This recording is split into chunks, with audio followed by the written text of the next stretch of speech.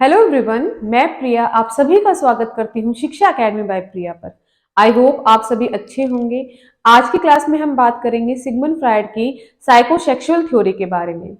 इससे पहले हमने सिगमंड फ्रायड के दो क्लासेस कंप्लीट करी हैं, जहां पर हमने पार्ट 1 में बात करी है सिगमंड फ्रायड के कंक्रीट एस्पेक्ट के बारे में।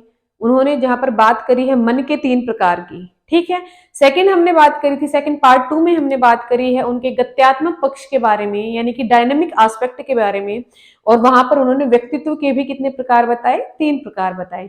आज हम बात करेंगे सिगमंड फ्रायड की साइकोसेक्सुअल डेवलपमेंट थ्योरी के बारे में। और उन्होंने अपने इस विकास सिद्धांत में उन्होंने कितनी अवस्थाएं बताई हैं? 5 अवस्थाएं बताई। कितनी अवस्थाएं बताई हैं? 5 स्टेजेस बताई, ठीक है, जिनको आज हम एक एक कर पढ़ेंगे। पहली है हमारे पास ओरल स्टेज, यानी कि मुख्य अवस्था। मुख्य अवस्था जो है हमारे पास जन्म से 1.5 वर्ष। कब से कब है? जन्म से 1.5 वर्ष, यानी कि 18 माह तक, ठीक है। इस अवस्था में बच्चा जो भी काम करेगा, जो भी आनंद की अनुभूति यानी कि अपनी काम प्रवृत्ति की पूर्ति करेगा, वो कहां से करेगा? केवल और केवल मुंह के द्वारा करेगा, मुख से करेगा। यानी कि बच्चे को भूख लगी तो बच्चा क्या करता है? सकिंग का प्रोसेस करता है। जब बच्चा दूध पीता है तो क्या करता है? वो सक करता है, यानी कि सकिंग का प्रोसेस बच्चा क्या करेगा? मुंह से करेगा। बच्चा काटने लगेगा, चीजों को चबाने लगेगा, बाइटिंग करता है बच्चा, तो क्या करता है? ये सारा के सारे कहां, उसका केंद्र क्या है? सिर्फ और सिर्फ मुख है। तो बच्चा अपने आनंद की अनुभूति यानी कि अपने आनंद की संतुष्टि जहां पर मिलती है, उसको काम प्रवृत्ति की संतुष्टि जहां से मिलेगी, वो क्या है? उसका केंद्र क्या है? मुख है, ठीक है। सेकंड स्टेज है हमारे पास एनाल स्टेज। सेकंड स्टेज कौन सा है हमारे पास? एनाल स्टेज, यानी कि गुदीय अवस्था। गुदीय अवस्था टाइम पीरियड इसका 1.5 वर्ष से 3 वर्ष तक। कब से कब तक है इसका टाइम पीरियड? 1.5 वर्ष से 3 वर्ष तक। अब इस स्टेज में बच्चा क्या करता है? अपने आनंद की अनुभूति बच्चा क्या करता है? मल मूत्र विसर्जन के द्वारा करता है। बच्चे की आनंद की अनुभूति कब होगी? जब बच्चा अपना मल मूत्र का त्याग कर देगा। तो आपके पास क्वेश्चन सीटेट में यहां से पूछा जाता है कि सिगमंड फ्रायड के अनुसार कौन सी स्टेज में बच्चे को टॉयलेट ट्रेनिंग दी जाती है? तो सेकंड एनाल स्टेज में हम क्या करते हैं? बच्चे को टॉयलेट ट्रेनिंग देते हैं। टॉयलेट ट्रेनिंग दी जाती है। और कौन से स्टेज में दी जाती है? एनाल स्टेज, यानी कि गुदीय अवस्था में। आपको बच्चे को क्या दिया जाता है? यहाँ पर मल मूत्र विसर्जन का प्रशिक्षण दिया जाता है, ठीक है। और बच्चे के काम प्रवृत्ति की आपूर्ति या संतुष्टि कैसे होती है? मल मूत्र विसर्जन के द्वारा, ठीक है। थर्ड है हमारे पास फैलिक स्टेज। फैलिक स्टेज, जहां से सीटेट बार बार क्वेश्चन पूछता है, यानी कि लैंगिक अवस्था। लैंगिक अवस्था, और ये कब से होती है? 3 वर्ष से 6 वर्ष तक। 3 वर्ष से 6 वर्ष तक, ठीक है। अब यहां पर बच्चे को अपने अपने प्राइवेट पार्ट की नॉलेज होना स्टार्ट हो जाती है, ठीक है। और इसमें क्या करेंगे? इसमें उन्होंने क्या बताया सिगमंड फ्रायड ने? इस स्टेज में आकर बच्चों में 2 ग्रंथियां का निर्माण होता है, जहां पर लड़कों के पास आपकी ओडिपस नामक ग्रंथि का निर्माण होगा और लड़कियों में आपका इलेक्ट्रा नामक ग्रंथि का विकास होगा। ओडिपस किसमें होगा? लड़कों में, यानी कि बॉयज में। सेकंड इलेक्ट्रा किसमें होगा? आपके पास गर्ल्स में। फैलिक स्टेज में आकर उन्होंने सिगमंड फ्रायड ने बताया कि बच्चों में 2 प्रकार की ग्रंथियों का विकास होता है। पहली है ओडिपस, जो कि आपके पास लड़कों में प्रेजेंट होगी। सेकंड है हमारे पास इलेक्ट्रा, जो कि लड़कियों में प्रेजेंट होगी। अब ओडिपस ग्रंथि में क्या होगा कि बच्चा क्या करेगा? केवल और केवल अपनी मां की ओर ज्यादा आकर्षित होगा। तो यहां पर क्या है? इसको मैं बोल सकती हूँ ये कैसी ग्रंथि है? मातृ ग्रंथि। मातृ ग्रंथि, ठीक है। सेकंड ये कैसे? इलेक्ट्रा कैसी है? पितृ ग्रंथि। पितृ ग्रंथि। अब मातृ ग्रंथि मतलब मां से अधिक प्रेम। यहां पर प्रेम किससे होगा? मां से होगा। और कौन करेगा? लड़का करेगा। लड़का किससे प्रेम करेगा? अपनी माँ से अधिक प्रेम करेगा। और इलेक्ट्रा में क्या करेगा? प्रेम किससे होगा? पिता से।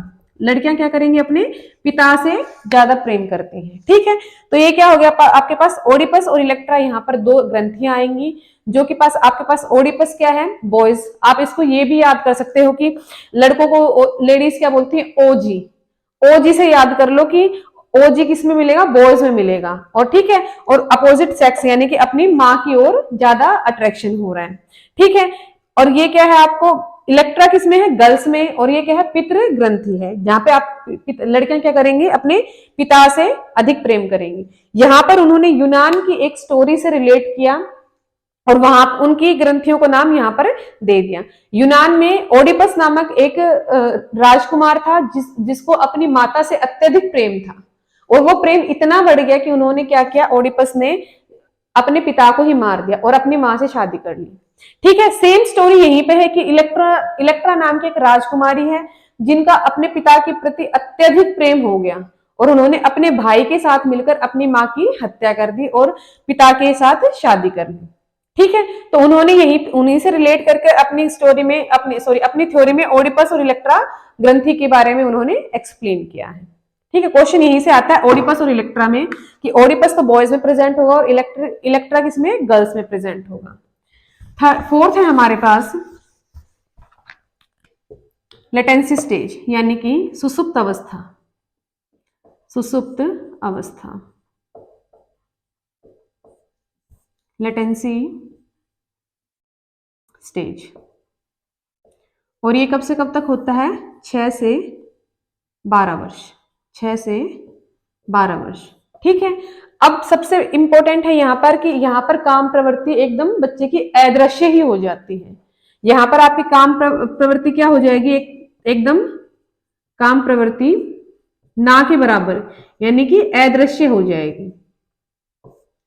होती तो है लेकिन बच्चा सोचता नहीं है और बच्चे में अदृश्य यानी कि ना के बराबर हो जाएगी। ठीक है, वो क्या हो गई? अदृश्य हो गई और इसलिए इसको हम क्या बोलते हैं? अदृश्यता, अदृश्यता अवस्था। ठीक है, सुसुप्त अवस्था का दूसरा नाम अगर आपको दिया जाएगा वो कौन सा दिया जाएगा? अदृश्यता अवस्था। यहां पर आपके पास क्या होगी? काम प्रवृत्ति अदृश्य हो जाएगी, ना के बराबर हो जाएगी। अब बच्चा यहां पर क्या करने लग जाएगा? सामाजिकता की ओर ज्यादा ध्यान देने लग जाएगा और क्या कर देगा? समान लिंग के ग्रुप में रहने लग जाएगा। यानी कि लड़का है तो वो आपने देखा होगा कि 6 से 12 वर्ष में लड़का है तो सिर्फ और सिर्फ लड़कों के झुंड में चलेगा, ग्रुप बना के चलेगा। लड़कियां हैं तो लड़कियां अपना एक अलग ग्रुप बनाने लग गई। तो इस स्टेज में क्या करेंगे? बच्चा सेम सेक्स की साइड उन्होंने क्या करा? अपना अपना ग्रुप बना लिया है। ठीक है, और ये क्या है? काम प्रवृत्ति अदृश्य है, वहां पर ना के बराबर है। फिफ्थ स्टेज और लास्ट स्टेज जो हमारी है वो है जनेंद्रिय अवस्था यानी कि जेनिटल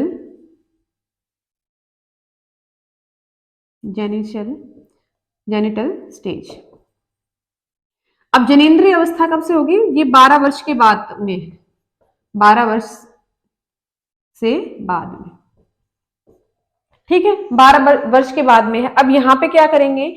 अब यहाँ पर जो बच्चे हैं, जो व्यक्ति है वो क्या करेगा? विषम लिंग की ओर अट्रैक्ट होगा। ठीक है, अपोजिट सेक्स की साइड ज्यादा अट्रैक्शन होगा बच्चे का। अगर लड़की है तो लड़के की साइड अट्रैक्शन होगा और लड़का है तो लड़की की साइड अट्रैक्शन होगा। तो यहाँ पे क्या होगा आपका? विषम लिंगीय आकर्षण, विषम लिंगीय आकर्षण।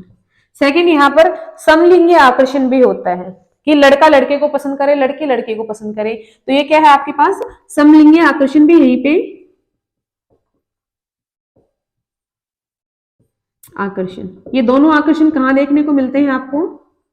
जेनिशियल स्टेज यानी कि जनेंद्रिय अवस्था में। ठीक है, इससे पहले जो लेटेंसी स्टेज बताई थी वहां पर आप क्या करोगे? एक ही लिंग के ग्रुप में रहना स्टार्ट कर दोगे कि आप लड़का है तो लड़के की मतलब झुंड में रहना स्टार्ट कर दोगे। लेकिन यहाँ पे क्या है?